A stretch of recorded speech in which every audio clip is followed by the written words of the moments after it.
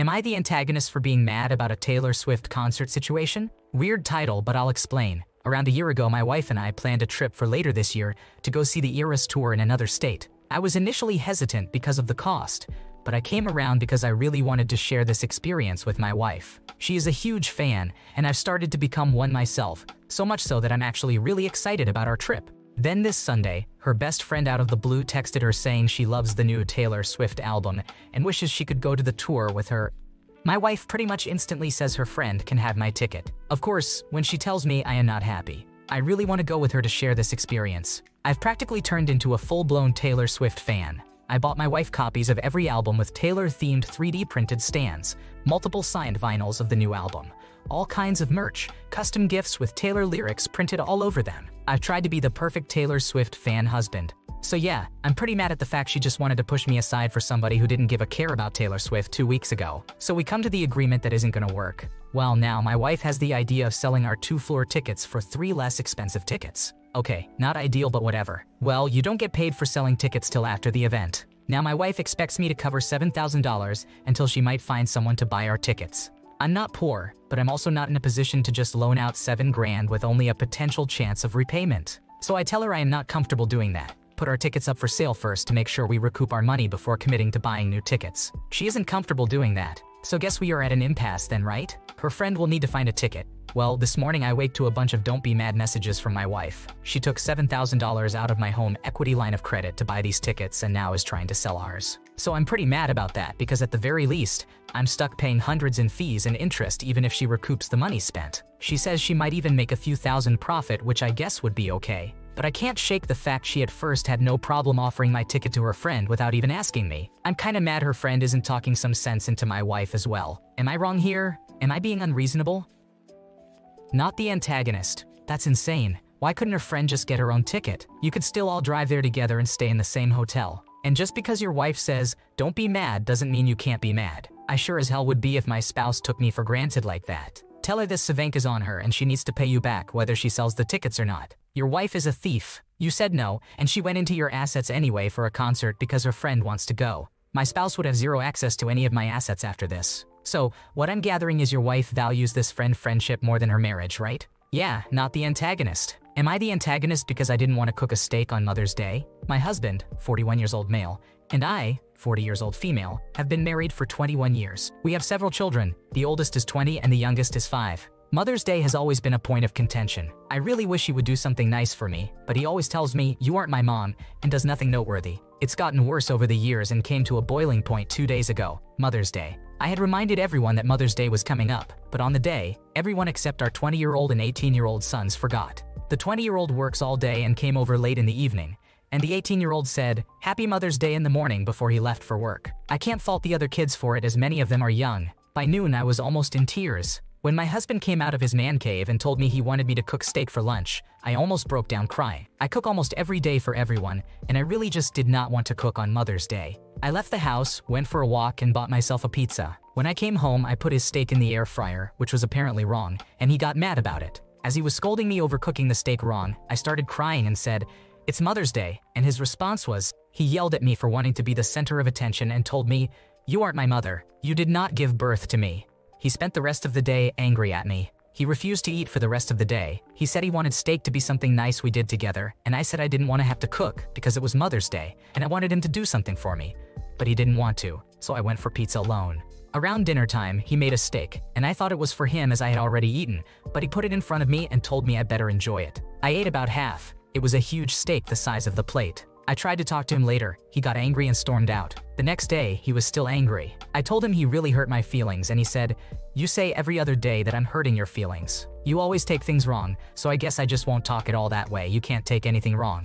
He wants me to act happy, so I've been trying to, but now it's been 2 days, and he's still angry with me. He keeps sitting on the couch, arms crossed, refusing to speak or anything. Maybe I should have just cooked the steak and not gone out? Am I being unreasonable? After all, I'm not his mom. It's just that as the mother of his children, it would be nice to be celebrated on Mother's Day for once.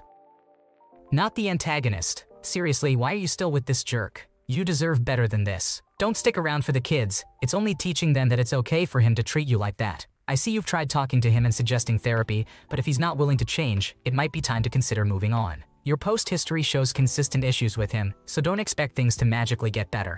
While we can't fix this for you, know that you deserve happiness and respect. Am I the antagonist for refusing to share my graduation party with my stepsister after we've had a horrible relationship for our whole lives and calling her an entitled person? My 18-year-old female parents were never together and my dad never wanted kids. I was a mistake, and I've always known that. I've always lived full-time with my mom and rarely see my dad. He is from a wealthy family, and he pays more child support than he has to and gives me a lot of money. He has never tried to build a relationship beyond throwing money at me, and I've accepted that we'll never be close. My mom got married when I was 2. My stepdad has 3 kids, 21-year-old male, 18-year-old female, and 17-year-old male. And they have 4 kids together. My mom doesn't work, so money is tight sometimes. My mom is like my step-sibling's real mom. Their dad has never been like my real dad. After they got married, they focused on creating their new life together, and I didn't fit into their perfect family. My stepsister and I were never able to build a relationship. When we were little, my dad would buy me better toys, and sometimes I let my stepsister play with me, but she would break or steal my things, so I started to keep my stuff from my dad hidden. We were both too young to know better. Even as we got older, we never got closer. My mom prioritized my step-siblings in very obvious ways, and I was jealous of that. My stepsister is jealous of the things my dad bought me. I've always had lots of new clothes, electronics, and makeup while she doesn't. She also has 2 loving parents, while I have none. Our biggest fight was when we turned 16. My dad got me a car and threw me a big party. She said some very hurtful things. I now try to avoid her. We're graduating this year. I'm valedictorian and got accepted to my dream school, so I'm really happy. I'm having a big graduation party that my dad is paying for, and he's buying me a new car. He's also paying for me to go to Europe with my friends. I'm moving out, so he's not paying my mom child support. His child support was essential for them. My mom will have to get a job, and my stepsister will have to help take care of the kids. We had a senior sunset last Friday, and my stepsister and I had a huge fight. She called me a spoiled brat who constantly rubbed my fancy things in her face while she had nothing, and said that it's insensitive of me to leave and have fun in Europe for a month, while she's stuck watching my mom's kids. She's my mom now that my stepsister can't be the coddled brat anymore. She said that I should at least share my graduation party with her because she doesn't get one, and I laughed at her. I told her no for obvious reasons. I did say it a bit rudely. She said that I use daddy's money to try and cope with the fact that nobody loves me and my mom likes her better than me. That hit hard. I blew up on her and called her an entitled person and said she doesn't deserve anything from me after stealing my mom and ruining my life. She started crying and left early. When I got home, my mom said I'm being insensitive, and if I can't control myself as an adult, then I can't stay in her house either. I'm at my dad's right now, and I don't plan to go back, but I kind of feel bad. Did I say do too much?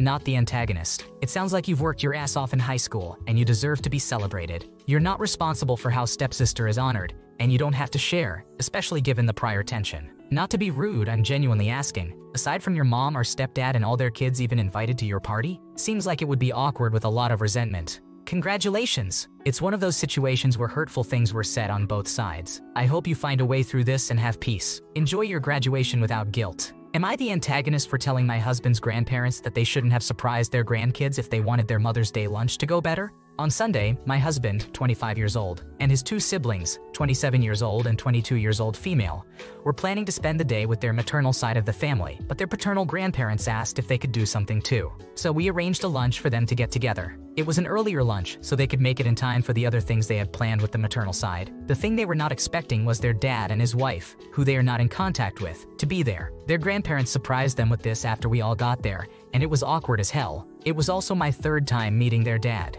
Their dad's wife kept watching them and trying to get their attention. They ignored her.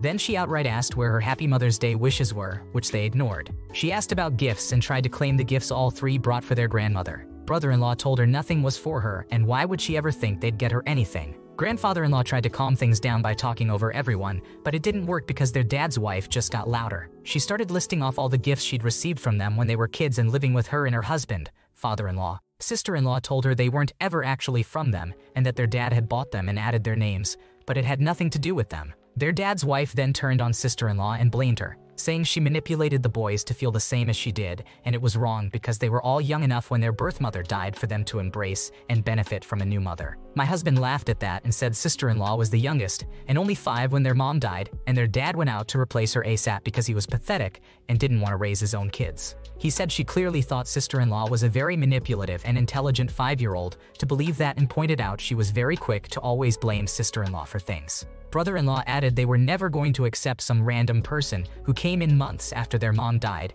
and attempted to assert her dominance over them as a mother. He said he didn't care if their dad was unfair to her as well because she was downright evil to try and replace their mom.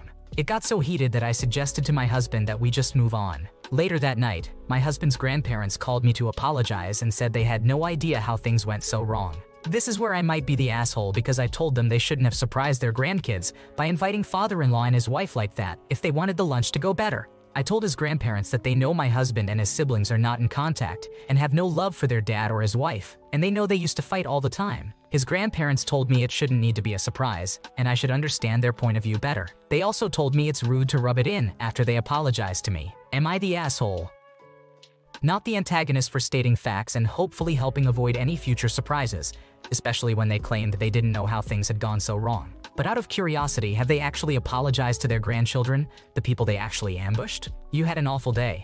Your husband had an awful day. The people who caused your day to be awful were claiming they couldn't understand why the day was awful. You spelled it out to them. You are not obliged to compensate for their inability to accept reality. They deserve someone being blunt and telling them it was their fault. It is inappropriate for grandparents to force their grandchildren to spend time with estranged parents. The paternal grandparents knew that your husband and his siblings have already gone no contact. Your husband should evaluate whether he'd like to go no contact with them too. He doesn't have to, but he should at least make an active decision one way or the other. Honestly, at this point, grandparents shouldn't be surprised if dad and SM aren't the only ones the siblings go and see with. What a horrible thing to do. I hope they were still able to enjoy the later part of the day with mom's side after all that.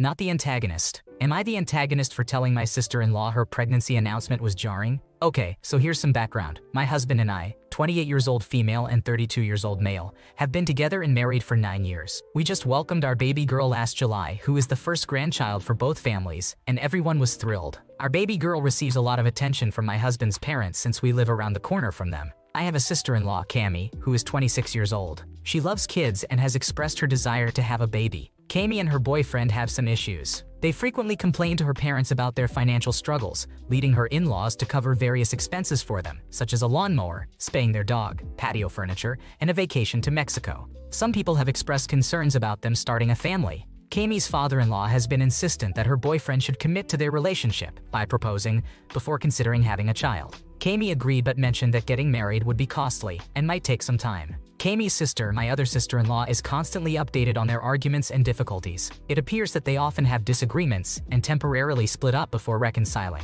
We rarely see Cami's boyfriend as they tend to argue before she visits us, so he usually doesn't accompany her. A few months ago, Cami asked me for my opinion on her having a baby because she felt lonely at home. I was honest and expressed that I didn't think it was the best idea given her boyfriend's absence both physically and emotionally, as well as the short duration of their relationship. Fast forward to last week, Cami came to visit us with her boyfriend. She gathered us all at the table for a family photo, and then her boyfriend announced, "Say, Cami is pregnant." While recording a video, her sister reacted with skepticism. Her father looked disheartened. My husband walked away shaking his head, and I forced a smile and congratulated them. We all tried to rally and congratulate her, but there were clearly negative vibes in the air, which she didn't seem to notice. After reviewing the video, Cami texted me, upset that her announcement didn't receive the expected excitement and support from her family. She was upset, wondering why everyone was thrilled for me and not for her. I explained to her that it's normal for not everyone to immediately share in her excitement, and it might be a bit surprising to receive such news. Cami then called me and her family a bunch of names, claiming we don't respect her decisions as an adult woman. Am I the antagonist for expressing that not everyone was thrilled about her pregnancy, or does she deserve criticism for her actions? Not the antagonist. It's clear she got pregnant as a band-aid solution for her problems, but it's only going to make things worse. She's blind to the reality and she'll never see it. You didn't mislead her about the pregnancy being universally wanted, just that not everyone might be initially thrilled. It's not your responsibility to sort out her mess, so it's best to distance yourself from the situation. She's in for a shock when the child arrives, especially since her boyfriend seems uninvolved. Be upfront with her about not being able to provide assistance. Cami's decision-making wasn't that of a mature adult. Seriously, Cami, consider getting a kitten instead. Am I the antagonist for calling out my parents for saying awful things about my sister's stepkids and telling my sister that listening to them won't fix things for her? My sister Emily, 33 years old female, married a widower just under 2 years ago. His first wife had been gone for 3 years when they got married.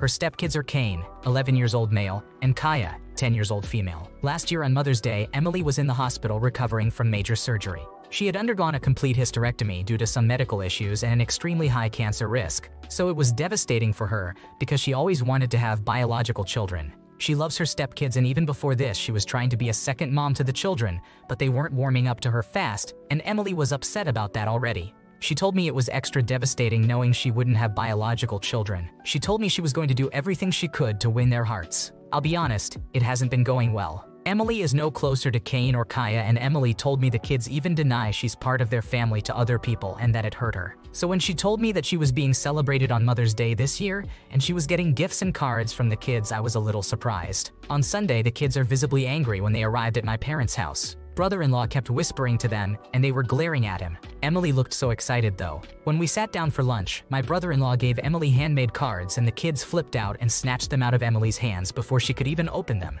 They started yelling that those were for their mom and not Emily. Emily asked them about cards for her and they said they got her nothing. She asked why make the cards for their late mother and not her. Brother-in-law chimed in and said he had some for her. The kids asked why and brother-in-law said because Emily does so much for them and she's taken over as mom. Emily added in after him that she couldn't be luckier with the kids she got either. The kids' anger got much worse and they started singing, chanting that she's not their mom. They don't want her, they don't love her, they don't care about her, and it was repeated over and over again. Emily was crying. Brother-in-law was comforting her, and I suggested to him that maybe he could take the kids home. My parents were comforting Emily and brother-in-law did, in fact, take the kids home. It was several hours after and my parents were calling the kids evil, nasty, disgusting, little shits, rotten, saying they should be put in an old school orphanage where nobody wants them. Just all kinds of awful things. And I know the kids hurt Emily and acted out badly, but I don't think being so awful about literal children is good.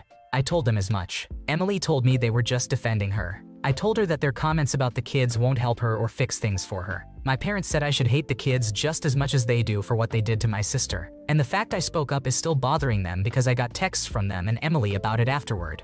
Am I the a-hole?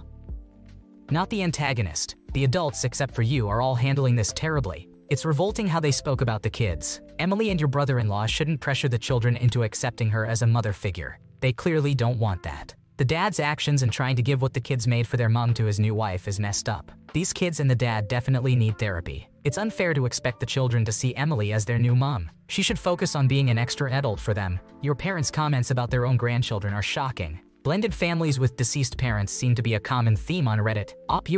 You're definitely not the a-hole in this situation. Thanks for watching. When you subscribe, make sure to hit the bell to turn on notifications so you never miss a video. To finish listening to all the stories, check out the playlist in the description.